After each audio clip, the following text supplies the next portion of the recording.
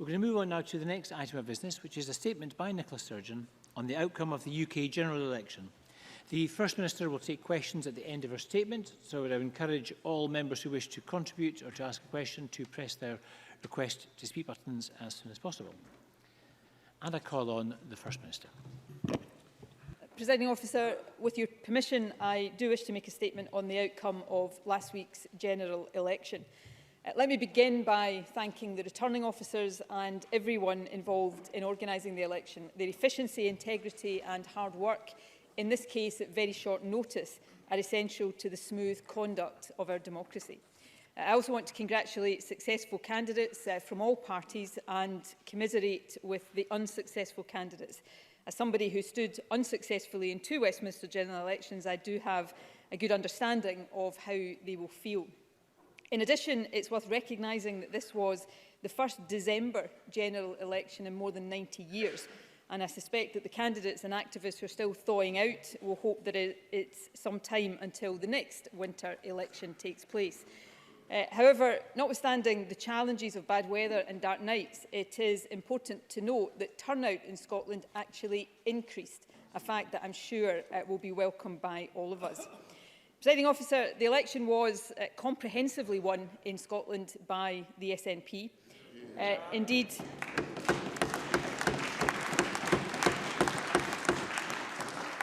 you have to go as far back as the election of Ted Heath in 1970, the year I was born, to find a party that got a higher share of the vote across the UK than the SNP did in Scotland last week.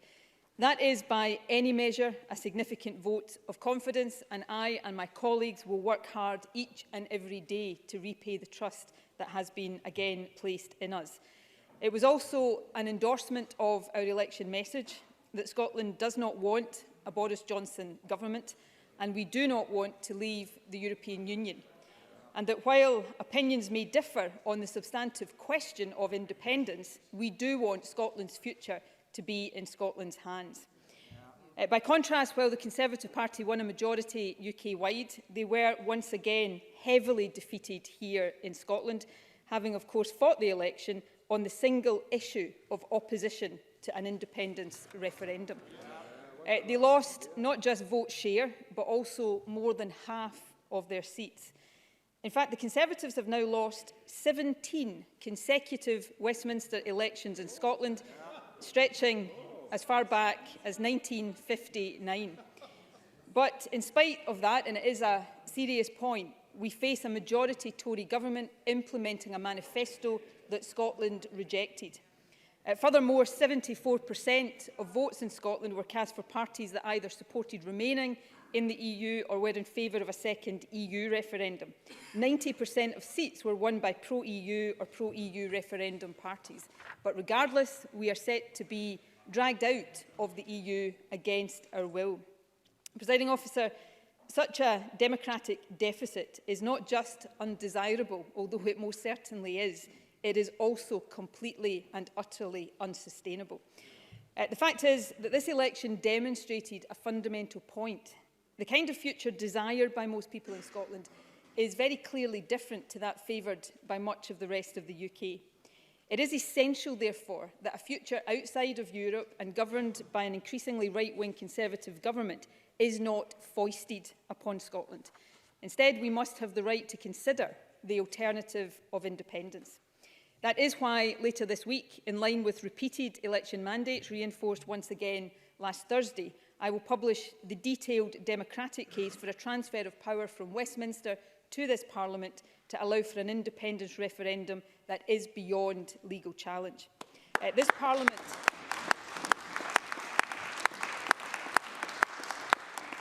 Parliament will also vote on the final stage of the Referendum Scotland Bill, which puts in place the framework for a future referendum. Now, there are already some signs that those who previously opposed an independence referendum are, when faced with the democratic reality of Thursday's result, now rethinking that position. I welcome that, though I do want also to be clear about this. I do not assume that an acceptance of Scotland's right to choose will always equate to support for independence, just as I do not assume that everyone who voted SNP last week is yet ready to vote for independence.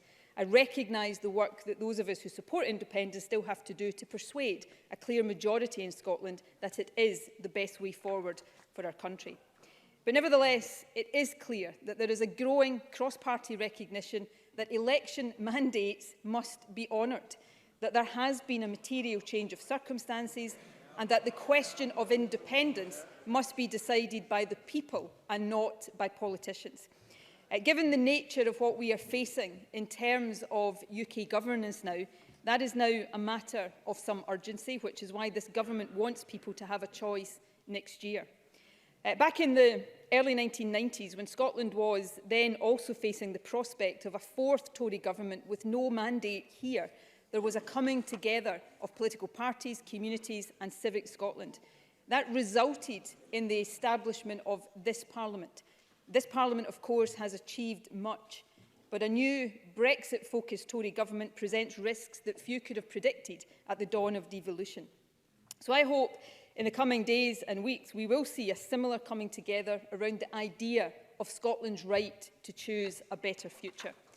Of course, we must also redouble our efforts to protect Scotland as best we can with the powers we already have.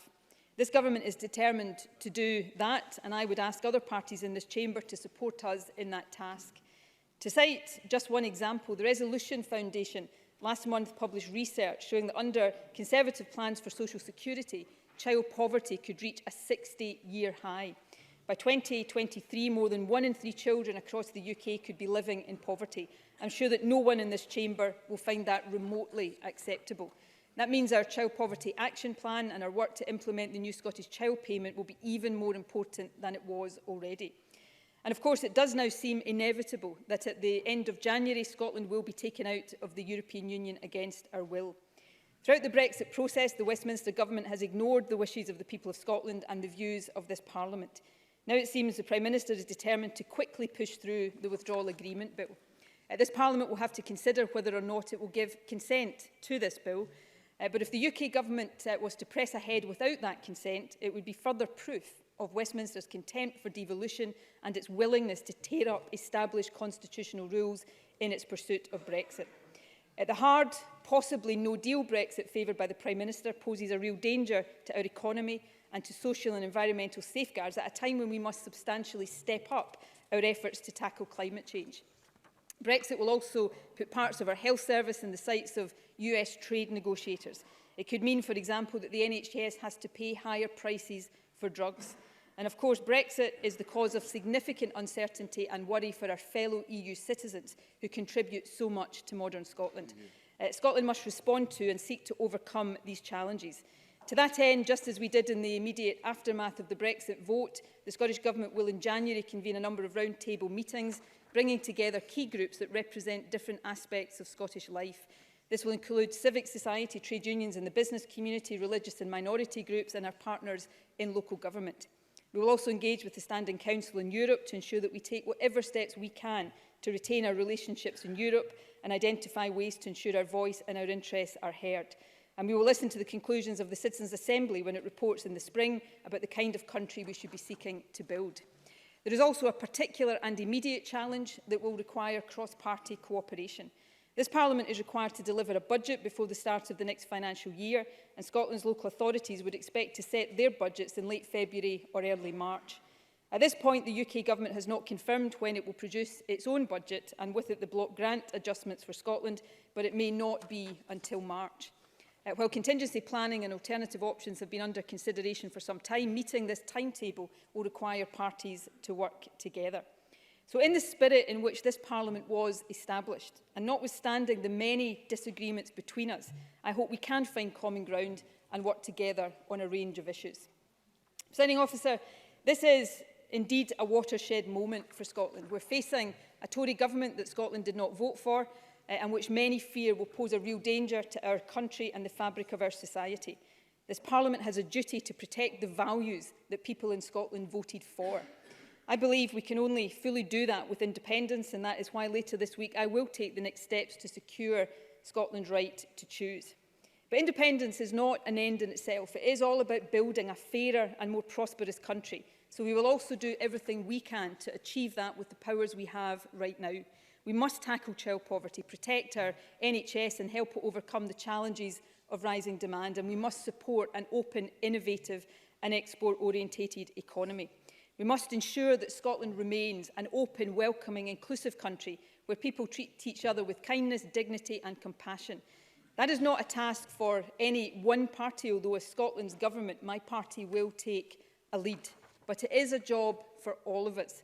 My commitment is that I will seek to work with members across this chamber and with Civic Scotland as we face the challenges ahead, and most importantly, as we seek to build the better, fairer, more prosperous Scotland that people did vote for.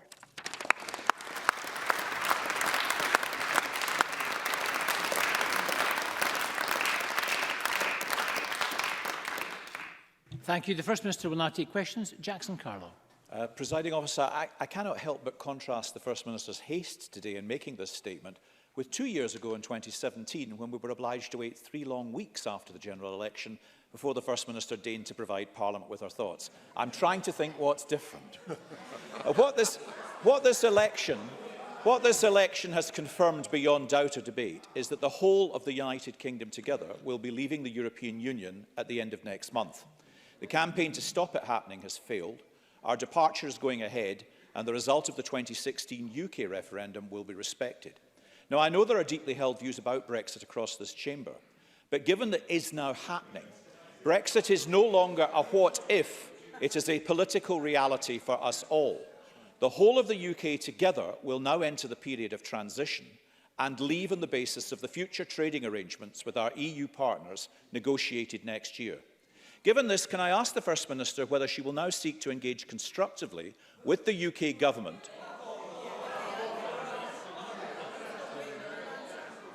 whose responsibility it is to lead those negotiations in our future relationship as we prepare to leave? Will the First Minister give Parliament an assurance that she will do so not on the basis of pointlessly seeking to further frustrate Brexit, but acknowledging that it will now happen? Will she seek to represent those key interests in Scotland whose future prospects depend on her doing so? For example, the North East fishing industry, which stands to benefit from our departure. And will she heed the words of those business organisations like the CBI, who are urging us all to break the cycle of uncertainty that has hung over Scotland for so long, so that we can all move on together? First Minister. Well, can I say to Jackson Carlow, after the 2017 general election, I took time to reflect on the results. Can I respectfully suggest that Jackson Carlow really should do the same now?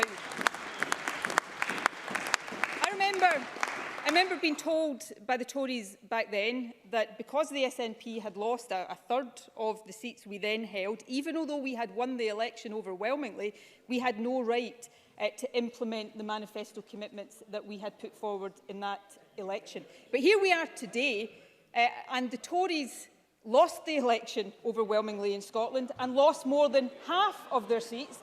And we have the ridiculous position where they argue that it's their manifesto that should be implemented, not the manifesto of the party that fairly and squarely won the election. And they fought this election on the sole issue of opposition to an independence referendum. Here's what the Tories said the day before the election last week. Either Nicola Sturgeon wins and gets Indy Ref 2, or you can vote for the Scottish Conservatives. Well, Nicola Sturgeon and the SNP did win the election, and democracy, frankly, should follow. And lastly, I will do what I have done for 3.5 long years on the issue of Brexit. I will try to engage with a UK government and try to protect Scotland's interests. But if the experience of the last 3 years is anything to go by, I'd be better advised to bang my head off a brick wall. Because Conservatives at Westminster are not interested in Scotland's voice and have no interest in standing up for Scotland's interests. And I say to Jackson Carlow, for him to stand up in this chamber and gloat about the fact that every part of the UK will be leaving the EU together is a disgrace. It is a democratic disgrace that Scotland faces being dragged out of the European Union against our will. That is why we should have a choice over a better future. And if the Scottish Conservatives had any respect whatsoever for democracy, that's exactly what we would have.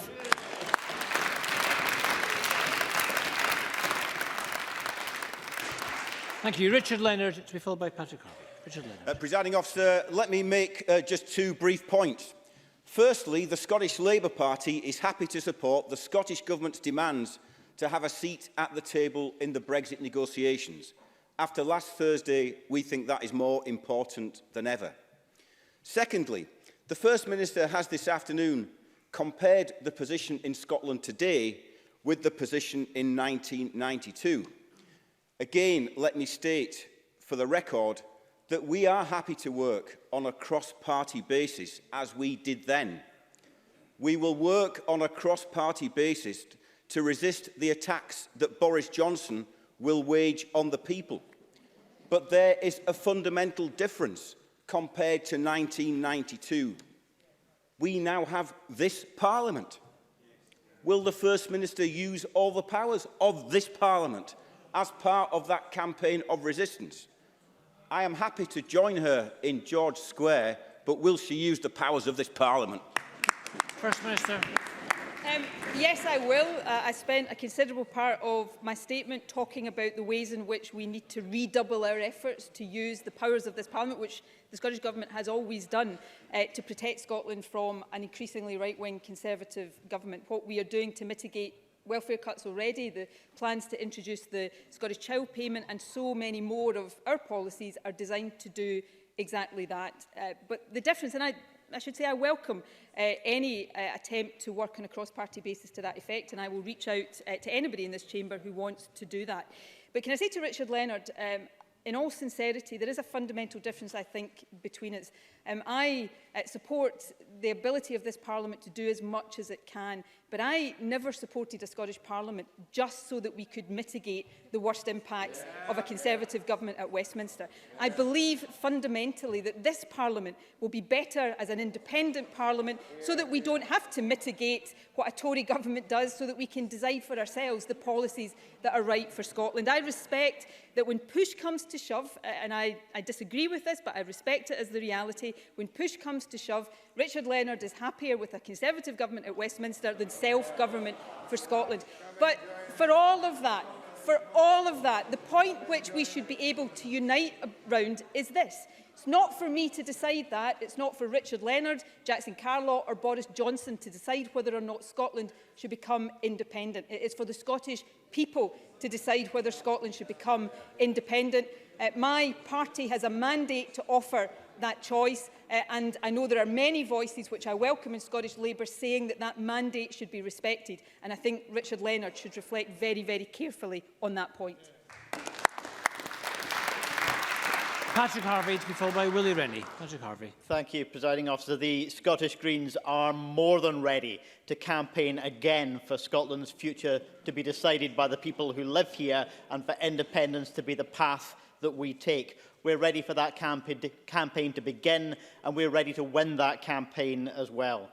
But the Scottish Government must recognise that it has a more urgent task first, which is to protect people from the party which brought us the bedroom tax, the two-child limit and the anti-immigrant hostile environment. That Boris Johnson government, now that it has a majority, can expect it to be brutal toward the most vulnerable people in our society.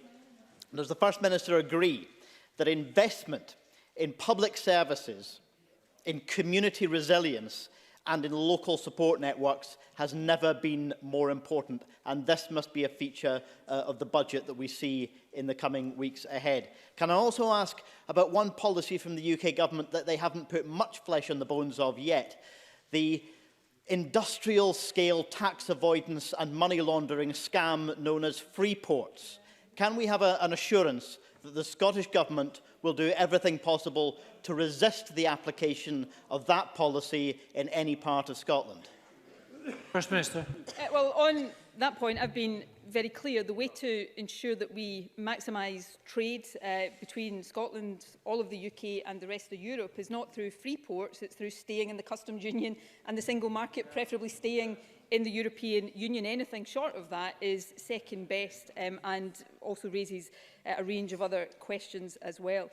On Patrick Harvey's main question, I absolutely agree that we have an immediate task to protect Scotland as much as we can from a Conservative government. That's what we have been doing for the past few years since the Tories have been in government. We've mitigated welfare cuts. We're spending more than £100 million every year doing that, including the bedroom tax. We are using the welfare powers, albeit very limited welfare powers. We now have to raise the incomes of the poorest in our society. But of course, our ability to do that will always be constrained by the budgetary decisions that are taken at Westminster. Our budget at the end of this decade will be £1.5 billion in real terms, lighter than it was at the start of this decade when the Tories took office. So you'll get no argument from me on the need for us to do everything we can to protect people from the Tories. But the best thing, and I know Patrick Harvey agrees with this, the best thing we can do to protect Scotland from the Tories is make sure we give them the choice of an alternative future where we never, ever again have to put up with a Conservative government that we don't vote for. That's the benefit of independence, so that we can have our disagreements in this Parliament. People can vote in elections, but they get the governments they vote for, not governments foisted upon us that do so much damage. That is why giving people in Scotland that choice is so urgent, because I don't want for the next few years Scottish governments of whatever colour, of whatever party is in them, to only be able to mitigate the impact of Tory policies. I want us to be able to escape Tory policies completely and once and for all, and that is what we get with independence. Willie Rennie. Can I congratulate the First Minister on her election last week? She achieved 45% of those who voted. But can I question whether all those who voted for the SNP voted for another independence referendum? John Nicholson failed to mention independence on his campaign leaflet setting out SNP priorities. MP Richard Thompson, he said this: "A vote for me is not a vote for Scottish independence, and I will never, ever try and claim it as such." So surely the First Minister must see that the country has had enough of the division, that we need to learn the lessons of Brexit, not repeat them with independence, and that she has failed to even persuade half of the country that there should be another referendum. First Minister. Well, I think many people across the UK showed last Thursday they've certainly had enough of the Liberal Democrats, but that is another matter altogether.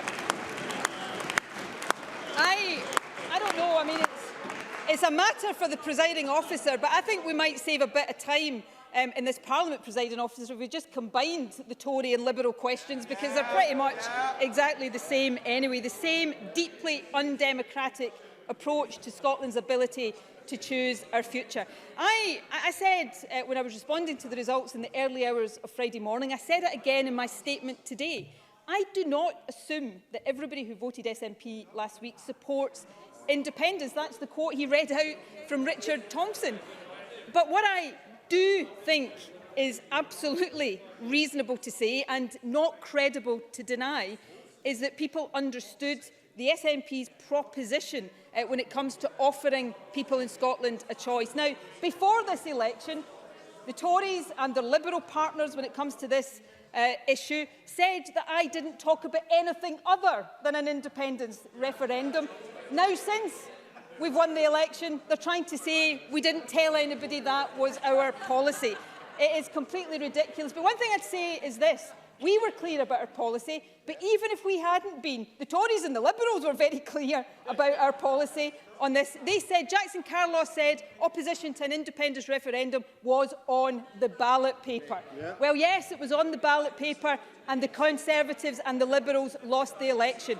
In terms of share of vote, in terms of the percentage of seats won by the SNP in Scotland, both of those higher than Boris Johnson has in terms of the mandate he's claiming to get Brexit done.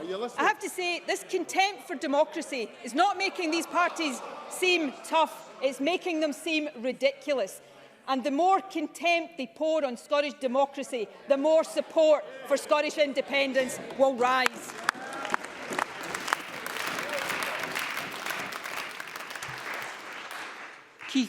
Keith Brown, to be followed by Murdo Fraser. Not only did the Scottish Tories fight their campaign on the single issue of opposing an independence referendum, it was on every piece of literature that came through the door. And also the leader of the Tory party, Jackson Carlow, said, as we've heard, that the Union was on the ballot paper at this election. So, having lost the majority of their seats in Scotland, including Stirling and Oakland South Perthshire, which straddle my constituency, does the First Minister agree that this is a clear rejection of the Tories and their opposition to an independence referendum, and that the people of Scotland must have their say? First Minister. Well, happily, I actually have a Scottish Conservative leaflet here. Here's what it says. On Thursday, you, Scottish people, will decide whether or not there is another independence referendum. There's only one way to stop it: voting Scottish Conservative. Well, the Scottish Conservatives' vote share declined.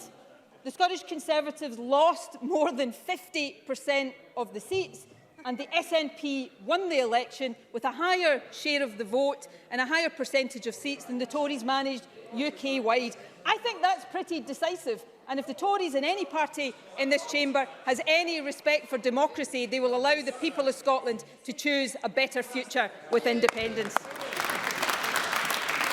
Murdo Fraser, to be followed by Annabel Ewing. Thank you, Presiding Officer. Today, the Fraser of Allender Institute predicted that the Scottish economy will grow faster as the result of a Conservative general election victory. One immediate beneficiary of this is, of course, the First Minister's Westminster colleague, Ian Blackford, who stands to make a reported seven-figure sum from the sale of his interests in the company Comsworld, a sale which depended upon a Conservative election victory. So does the First Minister agree? Mr Fraser, hold on 1 second. Order, please. Order, please. Order. I don't like hearing it. Can I ask colleagues, I appreciate this is the first debate, first discussion after the election. Ask colleagues, please, to listen to the questions and then we'll hear the answers. Can I ask the Cabinet to set an example and not to... Thank you. Murdo Fraser, to finish your question, or to start your question again. Thank you, Presiding Officer. Just in case I didn't hear it, let me remind them that Mr Blackford stands to make a seven-figure sum from the sale of his interests in the company Comsworld, a sale which depended on a Conservative election victory. So can I ask the First Minister, does she agree with the Fraser of Allender Institute analysis that it won't just be Mr Blackford who benefits from this post-election economic bounce? First Minister. Well, firstly, can I say to you, Presiding Officer, that the Scottish Cabinet sets an example every single day, and it's an example that was endorsed by the Scottish electorate just a matter of days ago. I think I was looking around, and not surprisingly, Ruth Davidson's not in the chamber today. No. Had she been, I suspect Murdo Fraser might not have been quite as keen to talk about outside earnings of members of Parliament. But moving swiftly on, I think the tone and the tenor of that question from Murdo Fraser tells us everything we need to know about how down in the dumps and mired in doom and gloom the Scottish Conservatives are. And why wouldn't they be? They've just lost more than half of their seats in Scotland. Jackson Carlow is now styling himself the leader of the Scottish Conservatives. I'm not aware he's even given anybody the chance to put forward a nomination to oppose him. That is the Scottish Conservatives' commitment to democracy. But on the question about the Fraser of Allender Institute, they had the opportunity to do so, Jackson, which is more than you've given anybody else. But, you know, on the question of Fraser of Allender, I think Fraser of Allender, I'll be corrected if I'm wrong that it was them, but certainly a range of experts have said that Brexit, particularly the hard Brexit favoured by Boris Johnson and now by his loyal Scottish leader, Jackson Carlow, will cost every person in Scotland £1,600 compared to staying in the European Union. That's the price of the Conservative obsession with Brexit, and it's a price people in Scotland simply should not have to pay. Annabel Ewing to be followed by Alec Rowley.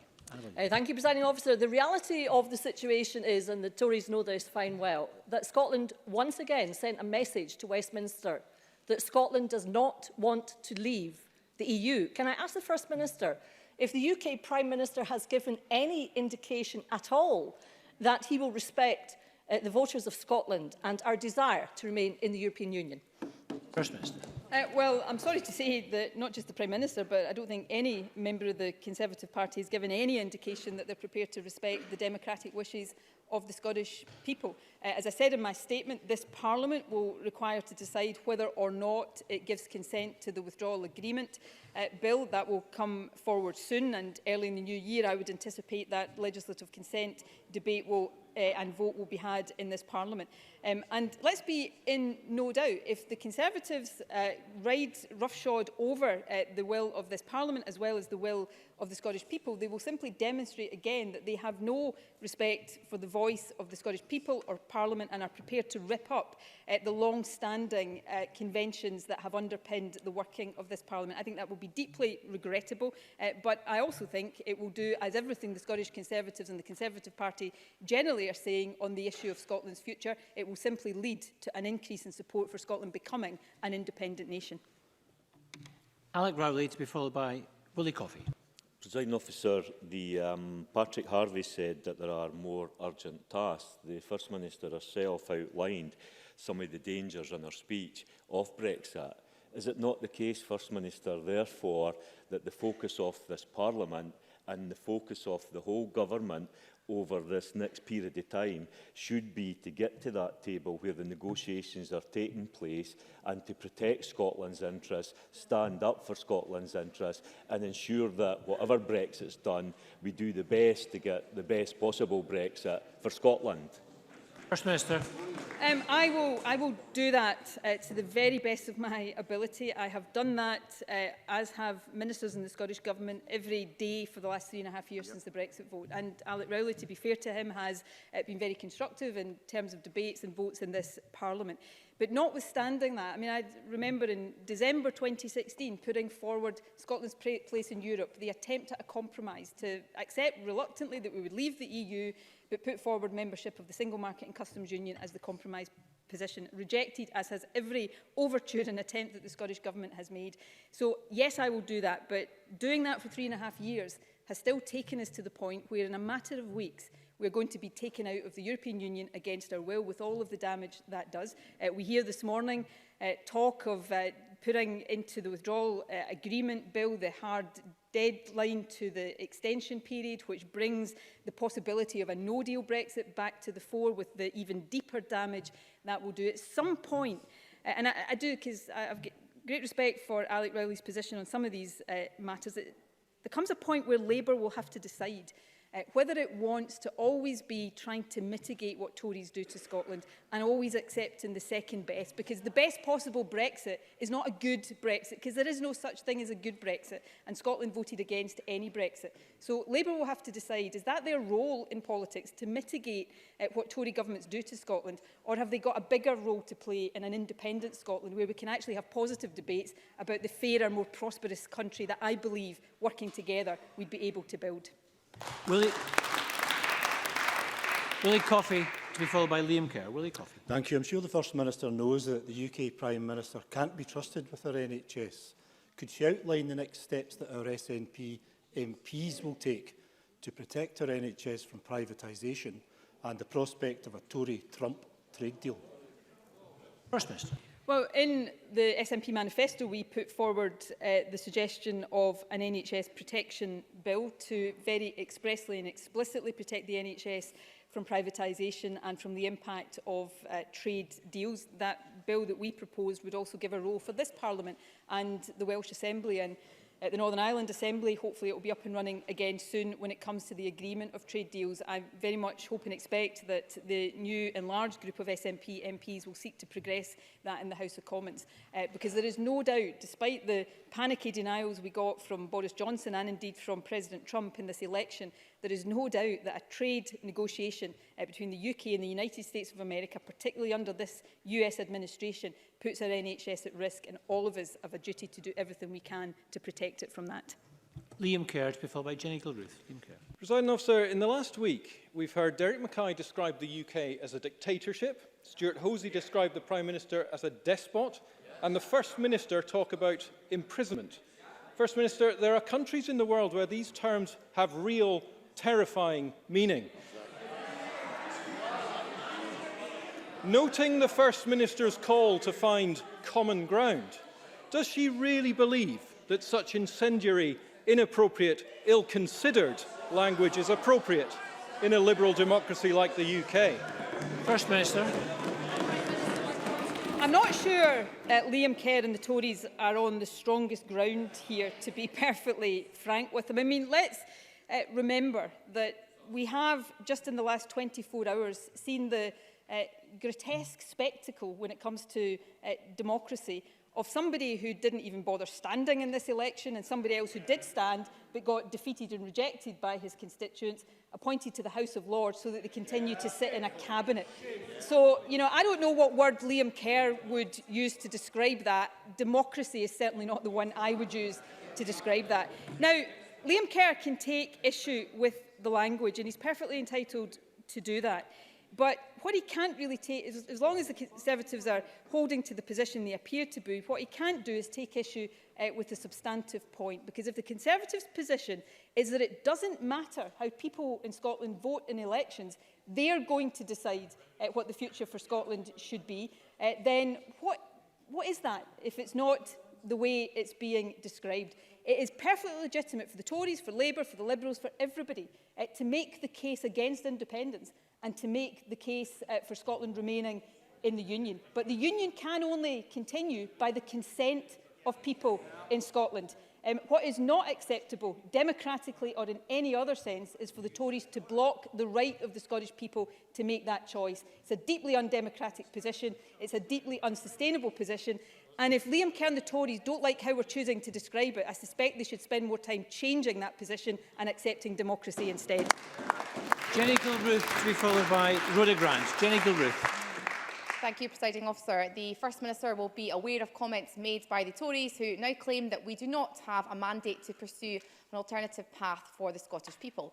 Does the First Minister agree that by winning 47 out of the 59 seats in Scotland and securing a higher share of the vote than the Tories did across the UK, it is in fact the Tories who do not have a mandate to impose austerity on Scotland, nor to drag us out of the European Union against our will?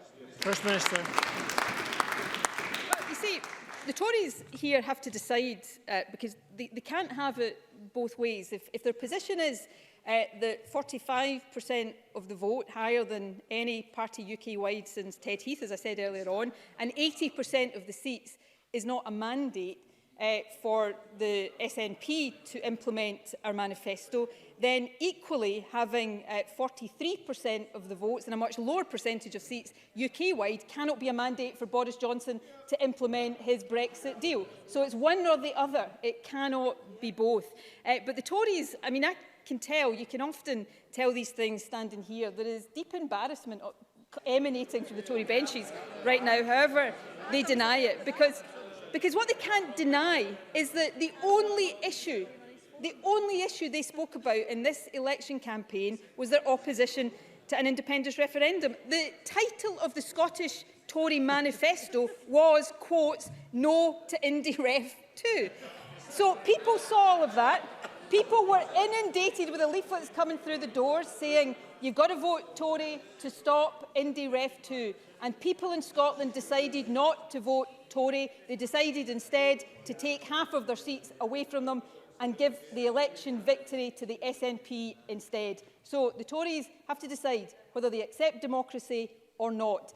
The more they stand against democracy, the more support for Scottish independence is going to rise. They should be well aware of that. Rhoda Grant, to be followed by Rona Mackay. Rhoda Grant. The lateness of the UK budget has major challenges for the Scottish budget. So can I ask the First Minister what contact she has made with the UK Government to resolve the timing of the budget, and when is that likely to be known? And what contingency plans has she made to make sure that councils can set their budgets and the newly devolved social security payments can be made? Minister.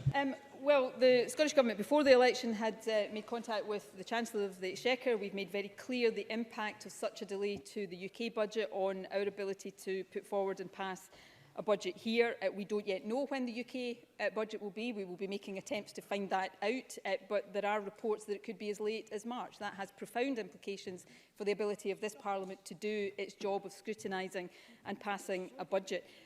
I would hope all parties would recognise how unsatisfactory that position is and urge the new UK government to bring forward those plans. But again, I say this to Labour, and almost more in sorrow than in anger, because, you know, doesn't it just paint a picture of how unsatisfactory the current state of affairs is right now, when this Parliament, the National Parliament of Scotland, can't even pass its annual budget because a Westminster government has decided to delay theirs?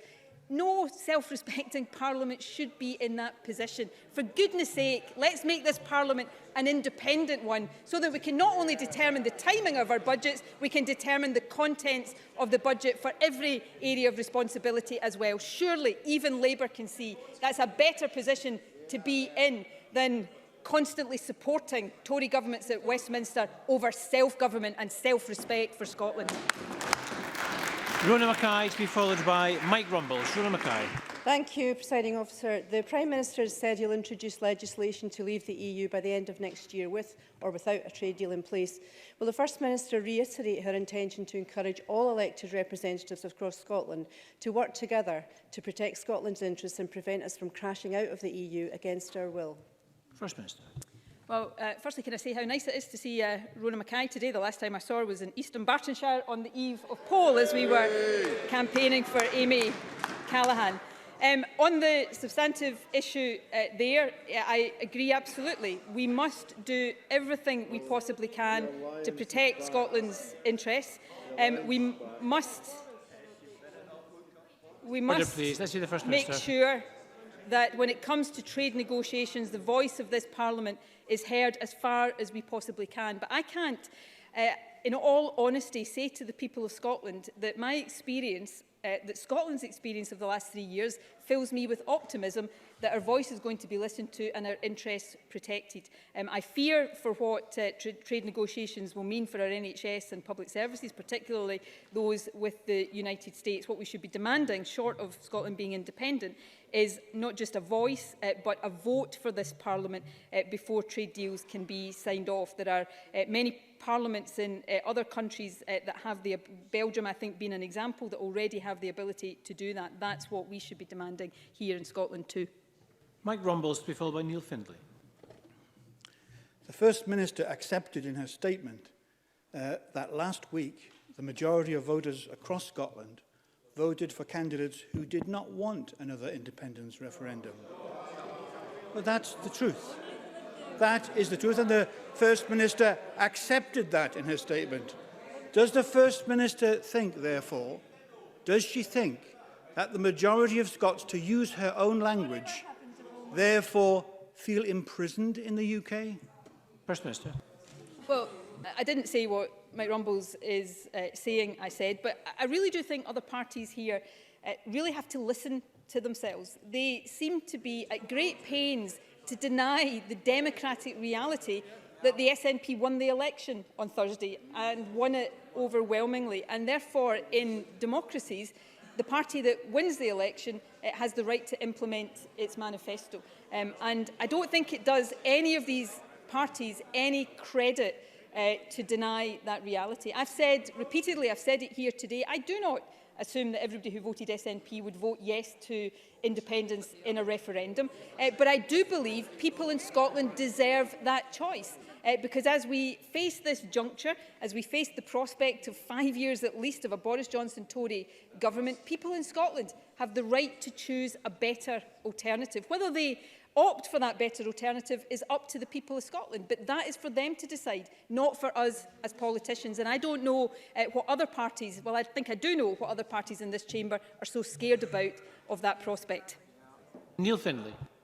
When the Tories were rejected in the 80s and 90s, it brought about not a parliament right away, but a constitutional convention that collectively negotiated and agreed a proposal for a Scottish parliament that was endorsed by the people.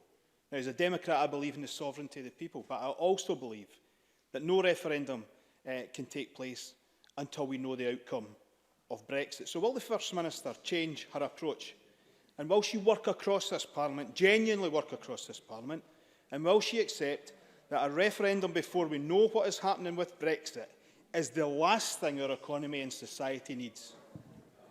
Well, look, I will seek to answer this question in what I think may have been the spirit that it was asked, because I am keen to work across party boundaries as much as I can. I recognise there are, not everybody, but there are many people within the Scottish Labour Party thinking very deeply about these questions, and I am very open to discussions about how we can find the common ground between us.